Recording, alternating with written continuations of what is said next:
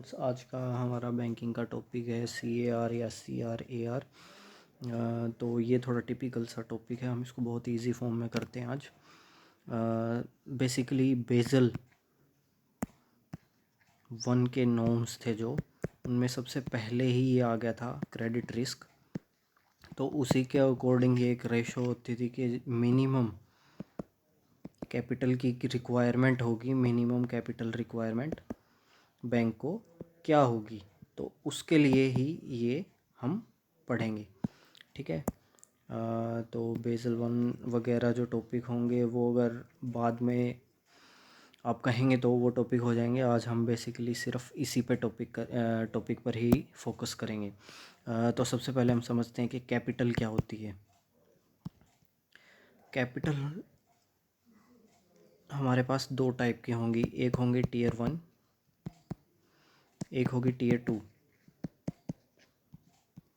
ठीक है। Tier 1 capital वो कैपिटल होगी जो कोर कैपिटल होगी। जैसे कि कोई इन्वेस्टमेंट की है किसी ने, मान लीजिए स्टार्ट किया है बैंक 100 रुपये से। ठीक है, 100 लाख मान सकते हैं इसको हम। ठीक है, तो 100 लाख से स्टार्ट किया है किसी ने, बंदे ने डाल के, तो ये 100 हम मान सकते हैं कि क्या है, टीयर 1 की कैपिटल है, यानी कि कोर कैपिटल है, इसी से बैंक स्टार्ट हुआ है। ठीक है। और क्या होगी, अगर इसी पैसे से इस 100 लाख से कुछ कमाया जाएगा प्रॉफिट, वो वापस से बैंक के अंदर डाला जाएगा, तो वो भी कोर कैपिटल में ही कैलकुलेट होगा, तो वो भी टीयर 1 में आएगा। ठीक है। दूसरी जो भी डिस्क्लोज जो बताई गई इनकम होगी या जो भी कुछ होंगी, जो इस फॉर्म में हो पैसा, जो इमीडिएटली लिक्विड फॉर्म में बोल सकते हैं हम, तो वो पैसा सारा टीयर 1 में आएगा। टीयर 2 के अंदर कौन सा आएगा, टीयर 2 वो पैसा होगा जो कि इन्वेस्ट कर दिया होगा कहीं ना कहीं, जो किसी टाइम के लिए कुछ ना कुछ कहीं भी, तो उसको हम बोलते हैं सप्लीमेंट्री भी बोल सकते हैं हम उसको, कि वो है सप्लीमेंट्री। सप्लीमेंट्री समझ सकते हैं ना आप, 180 डिग्री कंप्लीट करना होता है, तो वही चीज़ है। कोर कैपिटल टीयर 1 और टीयर 2 में आती है सप्लीमेंट्री कैपिटल, जो भी बॉन्ड्स वगैरह में इन्वेस्ट कर दिया हो, जो कुछ टाइम के बाद बैंक के पास वापस आएगा। तो कैपिटल क्लियर हो गया। कोर कैपिटल वही होती है जिससे बैंक की शुरुआत होती है। उसके बाद हम आते हैं रिस्क वाले पार्ट पे, risk weighted ratio. Risk weighted ratio के लिए हम सबसे पहले देखते हैं रिस्क वेटेड एसेट्स क्या होते हैं, कैसे कैलकुलेट करते हैं। तो बेसल 1 में ही 4 कैटेगरी में डिवाइड कर दिए गए थे, first, second, third, fourth. First क्या थी, कोई भी सेंट्रल बैंक है, जैसे RBI है हमारा, ऐसे कंट्रीज़ के कोई भी बैंक हो सकते हैं सेंट्रल बैंक, तो उनको अगर लोन दिया जाए तो वो हम मानते हैं कि 0% रिस्क है उसमें। दूसरे डिवाइड कर दिए, पब्लिक सेक्टर बैंक हैं, पब्लिक सेक्टर कंपनीज हैं, उनको अगर हम लोन दे तो उसको बांट दिया 20% में। उसके बाद थर्ड आ गया हमारे पास। थर्ड और फोर्थ दोनों ही लोन से रिलेटेड हैं, लेकिन थर्ड में आते हैं कौन से लोन, जिनके अगेंस्ट कोई ना कोई सिक्योरिटी, कोई ना कोई भी नहीं, इन्होंने बोला सिर्फ होम कागज़, रेजिडेंशियल पेपर्स जहाँ रखे होंगे, तो उसको हम मानेंगे 50% में, जिसमें रेजिडेंस के कागज़, प्रॉपर्टी के रख दिए।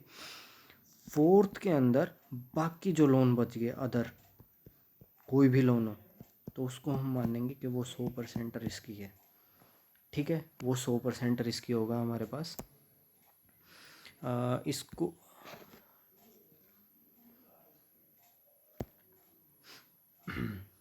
तो 100% रिस्की होगा, तो इसको हम अब कैलकुलेट करते हैं। मान लीजिए बैंक के अंदर 100 किसी पर्सन ने स्टार्ट किया, तो बैंक के अंदर तो लोग भी डिपॉजिट करेंगे।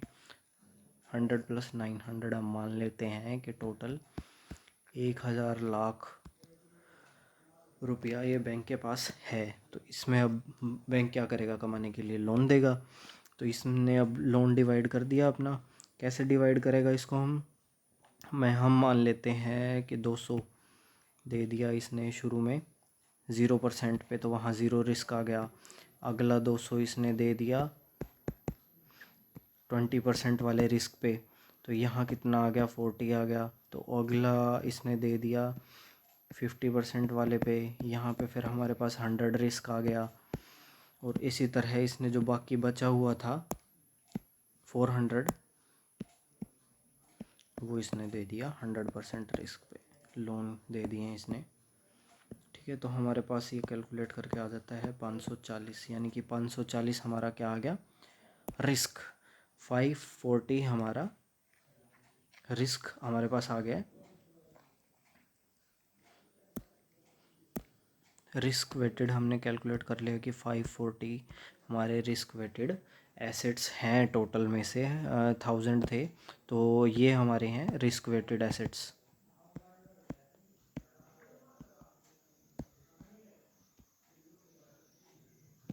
ये हमारे रिस्क वेटेड एसेट्स आ गए हैं हमारे पास।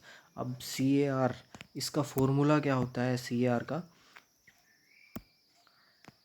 CAR कैलकुलेट करने का फॉर्मूला है Tier 1 प्लस Tier 2 की capital divided by risk weighted assets. ठीक है जी, मैंने आपको सब कुछ समझा दिया। अब इसके अंदर हम पुट करके देखते हैं वैल्यूज़। T1 प्लस T2 वो दोनों ही कैपिटल हैं। मान लो 100 करोड़ उसका पड़ा है उसके पास सेव में, और बाकी उसने इन्वेस्ट कर रखा है, तो हमारे पास टोटल कितना आ गया, 1000। ठीक है जी, और रिस्क वेटेड हमने निकाला था अभी, कितना आ गया हमारे पास, 540। रिस्क वेटेड अभी हमने एसेट्स निकाले थे तो वो आए थे हमारे पास 540, तो ये हमारा आ जाएगा 1.85। इसी की अगर हम अब परसेंटेज निकालेंगे तो वो हो जाएगी 185%। तो ये तो 8% से बहुत ज़्यादा है। ठीक है,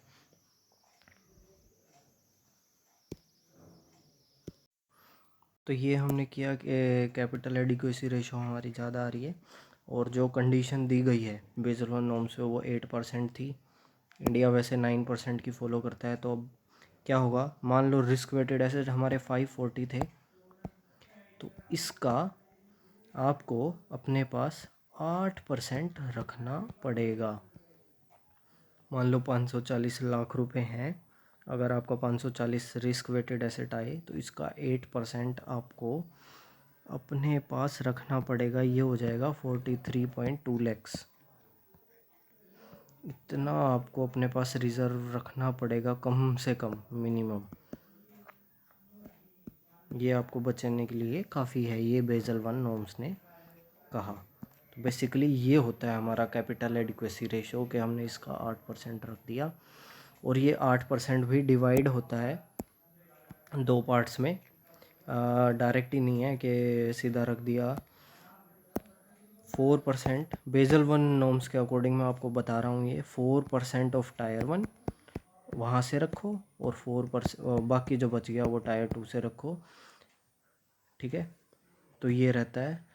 सबसे लेटेस्ट भी मैं आपको बता ही देता हूँ। सबसे लेटेस्ट अभी यही है, सेम टू सेम, लेकिन उसके अंदर चेंज क्या कर दिए गए हैं। बेसल के अकॉर्डिंग तो है 8%, इसके अंदर चेंजेस क्या है कि T1 से आपको 6 रखना है, और T2 से आपको 2 रखना है। ये इस पर बैन होता है कि मिनिमम 6 की रिक्वायरमेंट है। यहाँ से आप कितना भी रख सकते हैं अपने पास रिज़र्व, ये मिनिमम है 6 टीयर 1 में। ये मैं बता रहा हूँ आपको बेसल 3 के अकॉर्डिंग, जो लेटेस्ट हम फॉलो कर रहे हैं अभी फ़िलहाल। और इसके अंदर भी जो T1 कैपिटल है हमारी, इसके अंदर भी ना CET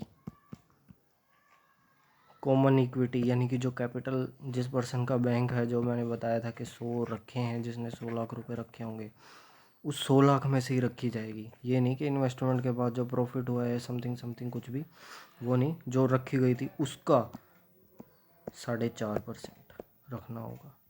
बाकी जो 1.5 बच गया वो एक्स्ट्रा है ही, जो इन्वेस्ट करने से मिला है या कहीं भी उसके बाद जो डिस्क्लोज़ कर रखा है उसने इनकम, उसका वो रख सकता है। तो ये था हमारे पास टॉपिक आज का, CAR या फिर CRAR।